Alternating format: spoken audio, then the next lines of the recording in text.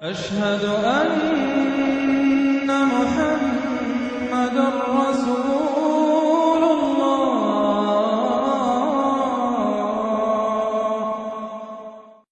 سورة الفجر۔ بسم اللہ الرحمن الرحیم۔ والفجر وليال عشر والشفع والوتر واللیل اذا یسر۔ یہ قسمیں جو ہیں کہتے جیسے کہ اس کی مشکلات القرآن میں سے ہیں اور اس طرح کے دورے میں اس میں بحث نہیں ہو سکتی، لیکن یہ کہ فجر عام خیال یہ کہ اس سے مراد ہے 10 ذی الحج کی جو فجر ہوتی ہے جس کے بعد کہ نہر ہوتا ہے، قربانی ہوتی ہے، وہ گویا کہ کلائمیکس ہے پھر حج کے افعال کا۔ ولیال عشر، اور اس سے پہلے کی 10 راتیں۔ ظاہر بات ہے کہ 10 تاریخ جب ہوگی تو 10ویں رات گزر چکی ہے، تو یکم ذی الحج سے لے کر اور 10 ذی الحج تک کی یہ 10 راتیں جو ہے گزر چکی ہیں۔ والشفع والوتر، اور ایک 10 راتیں وہ ہے کہ جو عشرہ رمضان مبارک میں ہیں، اس میں شفع اور وتر کا فرق ہے، جفت اور طاق کا۔ طاق میں پھر لیلۃ القدر ہے۔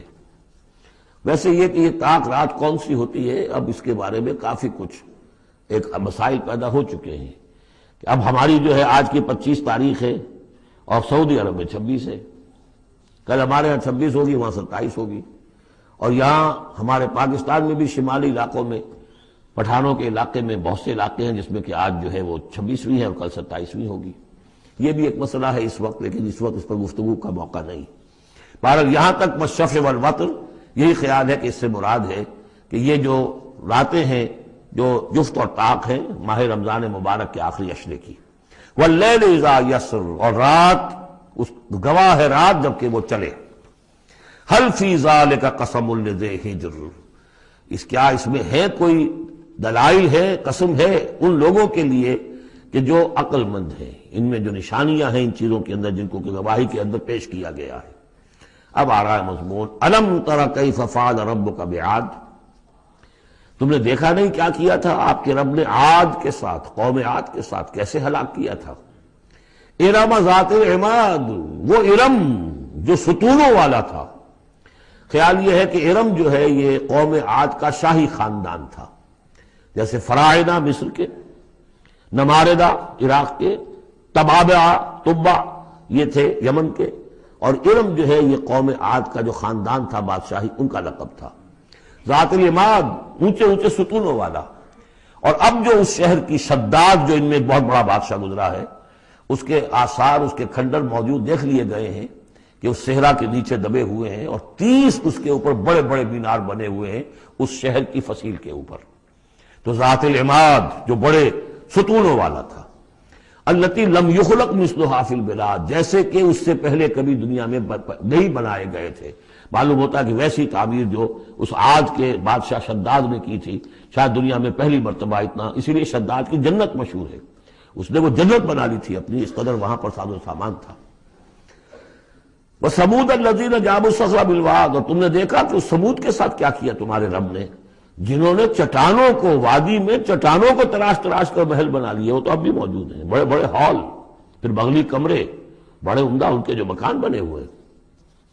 وَفِرْعَوْنَ ذِي الْأَوْتَادِ، اور کیا کیا آپ کے رب نے فرعون کے ساتھ کہ جو میخوں والا تھا، اس کے جو کہ بڑے بڑے لشکر چلتے تھے، تو بہت سے خچر تو ایسے ہوتے تھے جن کے اوپر صرف جو خیموں کے کو کھڑے کرنے کے لیے میخیں ہوتی تھی وہی اٹھا کے چل رہے ہیں۔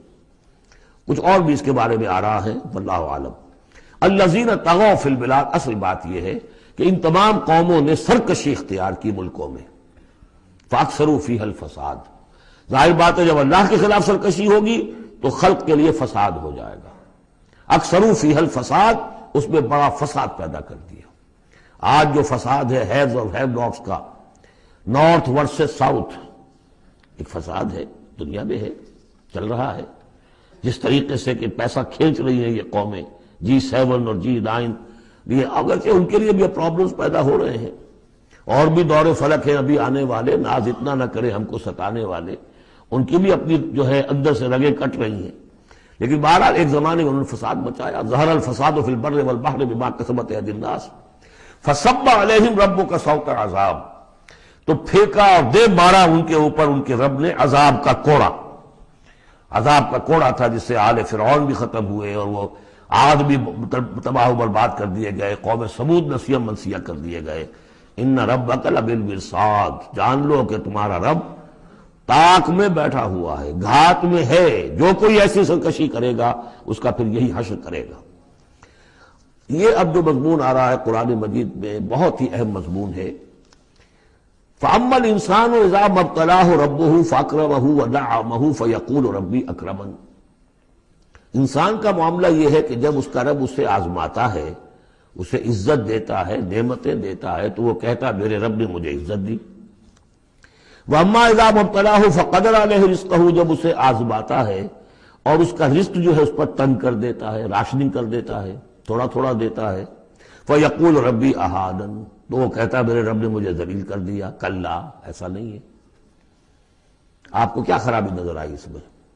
کوئی شرک نہیں ہے۔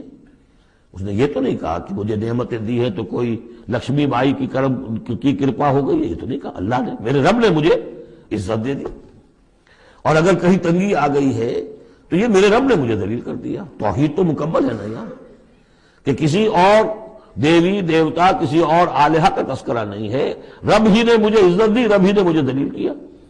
تو عز من تشاء و تذل من تشاء، اے اللہ تو ہی ہے جس کو چاہتا عزت دیتا ہے، جس کو چاہتا ذلیل کر دیتا ہے۔ تو کیا خرابی کیا ہے اس میں؟ اس میں خرابی یہ ہے کہ اس دنیا میں جو کچھ تمہیں ملتا ہے تم اسے عزت مت سمجھو، یہ امتحان ہے، اور اگر کبھی تنگی آتی ہے اسے ذلت نہ سمجھو، یہ بھی امتحان ہے۔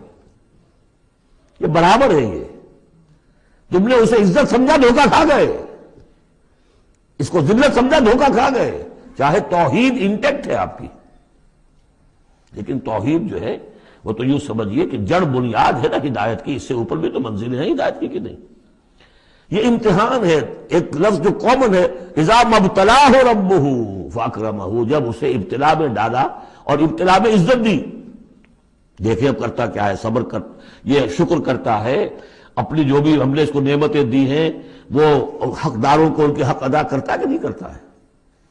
یہ عزت نہیں ہے، عزت تو تب ہوگی جب تم اس امتحان میں پورے اترو گے۔ ذالک یوم التغابن، وہ تو قیامت میں پتہ چلے گا کہ کس کے لیے عزت تھی، کس کے لیے نہیں۔ کسی کو تنگی دی ہے تو یہ ذلت نہیں ہے، دیکھنا ہے صبر کرتا ہے کہ نہیں کرتا۔ کہیں یہ بالکل مستر ہو کر اور اپنی عزت نفس جو ہے ہتھیلی پر رکھ کر لوگوں کے سامنے مانگنے کے لیے تو نہیں نکل جاتا، پتہ چل گیا نا۔ تو یہ امتحان ہے۔ تو پہلا درجہ سمجھیے کہ چاہے فراوانی ہو، عیش ہو، آرام ہو، دولت ہو، یہ بھی امتحان، تکلیف ہے، رنج ہے، محنت ہے، مشقت ہے، اسرت ہے، تو یہ بھی امتحان، دونوں برابر ہو گئے۔ اب بھی ہدایت اس سے اوپر بھی ہے ایک۔ ہمارے دل میں یہ چور رہے گا پہلا امتحان آسان ہے دوسرا مشکل ہے، نہیں، حقیقت اس کے برعکس ہے۔ پہلا مشکل ہے، یہ دولت میں رہ کر بھول جانے کا آپ کے اندر زیادہ امکان ہے۔ میں حدیث آپ کو سنائی تھی، ما قل و کفا خیر مما کثر و الہا، اگر زیادتی ہوگی، دولت ہوگی، تم اللہ کو بھول جاؤ گے تو زیادہ سخت نقصان یہ ہے، زیادہ بڑا امتحان یہ ہے۔ اور اگر ناپ تول کر مل رہا ہے تو ہر وقت اللہ یاد رہے گا، یہ ہلکا ہے، در حقیقت وہ بھاری ہے۔ اور اسی میں وہ واقعہ نوٹ کر لیجئے امام احمد ابن حنبل رحمۃ اللہ علیہ کا، کہ جب وہ مار پڑ رہی تھی کہ جس کے بارے میں الفاظ ہے کہ ہاتھی کو بھی وہ مار پڑتی تو بلبلا اٹھتا، اس وقت آنکھوں میں آنسو نہیں آئے۔ کب آئے؟ جب بادشاہ وقت، خلیفہ وقت کا ایلچی آیا ہے اشرفیوں کے توڑے لے کر کہ یہ بادشاہ نے آپ کے لیے نذرانہ بھیجا ہے، تب رو پڑے، اے اللہ میں اس امتحان کے قابل نہیں ہوں، یہ امتحان سختر ہے۔ تو یہ ہے درجہ بدرجہ، لَتَرْكَبُنَّ طَبَقًا عَنْ طَبَقٍ، تو ہدایت کے بھی یہ درجے ہیں۔ پہلا درجہ تو یہ ہے کہ جو بھی ہے اللہ کی طرف سے ہے، تنگی ہے تو اللہ کی طرف سے، اور فراوانی ہے تو اللہ کی، یہ توحید تو پوری ہو گئی آپ کی، اللہ کی طرف سے۔ لیکن اس میں اب آگے درجے ہیں کہ یہ امتحان ہے، یہ بھی امتحان، وہ بھی امتحان، اس اعتبار سے دونوں بھی امتحان ہیں، یہ دونوں برابر ہیں۔ اس سے بھی اوپر یہ ہے، وہ امتحان مشکل ہے فراوانی والا، اور یہ امتحان جو ہے یہ آسان ہے۔ فَأَمَّا الْإِنسَانُ إِذَا مَا ابْتَلَاهُ رَبُّهُ فَأَكْرَمَهُ وَنَعَّمَهُ فَيَقُولُ رَبِّي أَكْرَمَنِ وَأَمَّا إِذَا مَا ابْتَلَاهُ فَقَدَرَ عَلَيْهِ رِزْقَهُ فَيَقُولُ رَبِّي أَهَانَنِ كَلَّا۔ لیکن چونکہ تمہاری ذہنیت یہ ہے، لہذا تمہارا طرز عمل کیا ہے؟ بَلْ لَا تُكْرِمُونَ الْيَتِيمَ، تم یتیم کی عزت نہیں کرتے۔ وَلَا تَحَاضُّونَ عَلَىٰ طَعَامِ الْمِسْكِينِ، تم مسکینوں کو، غریبوں کو کھانا کھلانے پر ایک دوسرے کو اکساتے بھی نہیں ہو، خود تو کیا کھلاؤ گے؟ اس لیے کسی اور سے اگر کہہ دیں گے تو وہ پلٹ کر کہہ دے گا تم کیوں نہیں کھلا دیتے، لہذا بہتر یہ ہے کہ خاموش رہو۔ وَلَا تَحَاضُّونَ عَلَىٰ طَعَامِ الْمِسْكِينِ وَتَأْكُلُونَ التُّرَاثَ أَكْلًا لَمًّا، اور تم چاہتے ہو کہ ساری وراثت اور میراث سمیٹ کر تم ہی ہڑپ کر جاؤ۔ اور وہ رواج وہاں پر یہ تھا، ہندوؤں میں تو اب تک بھی شاید ہے، کہ وہ بڑا بیٹا جو ہے بس وہی وارث ہے، باقی کسی کا کوئی حق ہوتا ہی نہیں۔ یہ تو قرآن نے دیا ہے تفصیلی قانون وراثت۔ باقی یہ ہے کہ جس شخص کا ہاتھ پڑ گیا اور جس میں جو بڑا کوئی طاقتور ہے وہ چھوٹے بہن بھائیوں کو کیا دیتا تھا؟ کچھ بھی نہیں۔ تم چاہتے ہو کہ ساری میراث تم جمع کر کے ہڑپ کر لو۔ وَتُحِبُّونَ الْمَالَ حُبًّا جَمًّا، اور مال سے تو تم محبت کرتے ہو ٹوٹ کر، وہ تو گویا کہ کوٹ کوٹ کر بھری ہوئی ہے تمہارے دل میں۔ کلا، یہ دو صورتیں اس اعتبار سے ان کو ذہن میں رکھیے کہ خاص عرب کا جو ایک معاشرہ تھا، اس کا ایک کلچر تھا، اس کی ایک ثقافت تھی، اس کی تصویر ہے جو ان دونوں صورتوں میں آ رہی ہے۔ ایک ان کا اپنا ثقافت کا، ان کا ماحول، غریبوں کو کھانا کھلانا، یہ ان کے ہاں سمجھا جاتا تھا اچھا کام ہے، لیکن یہ کہ جو لوگ دولت کی محبت میں مبتلا ہو گئے وہ کیسے کریں گے اس کو؟ اور جو بھی وہاں پر ہو رہا تھا، زوردار جو بھی ہے طاقت والا، سب کو سمیٹ لیتا تھا۔ کلا اذا دکت الارض دکا دکا، اس آیت کے ترجمے دو بھائیوں نے علیحدہ کیے ہیں۔ دو بھائی کون؟ امام الہند شاہ ولی اللہ دہلوی کے فرزندان گرامی رحمت اللہ علیہ و رحمت اللہ علیہما، باپ پر بھی رحمت ہو اللہ کی اور دونوں بیٹوں پر بھی۔ یہ موضع القرآن میں شاہ عبد القادر صاحب نے ترجمہ کیا ہے، جبکہ زمین کو کوٹ کوٹ کر پست کر دیا جائے گا، ہموار کر دیا جائے گا، اذا دکت الارض دکا دکا۔ اور جو ان کے بھائی ہیں شاہ رفیع الدین رحمہ اللہ، وہ کہتے ہیں کہ جبکہ زمین کو ریزہ ریزہ کر دیا جائے گا۔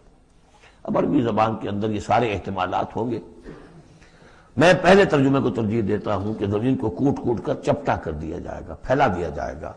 وَجَاءَ رَبُّكَ وَالْمَلَكُ صَفًّا صَفًّا، سورہ حاقہ میں آپ نے پڑھا تھا کہ اس روز فَيَوْمَئِذٍ فَإِذَا انشَقَّتِ السَّمَاءُ فَكَانَتْ وَرْدَةً كَالدِّهَانِ، یہ تو ہم نے پڑھا سورہ رحمان میں، اور پھر یہ کہ وہاں پڑھا بھربھرا سا ہو جائے گا، وَالْمَلَكُ عَلَىٰ أَرْجَائِهَا، اس کے کناروں کے اوپر جو ہیں وہ فرشتے ہوں گے، وَيَحْمِلُ عَرْشَ رَبِّكَ يَوْمَئِذٍ عرش ربک فوقہم یومئذ ثمانیہ، اور 8 فرشتے اس روز اللہ کے عرش کو لے کر اتریں گے۔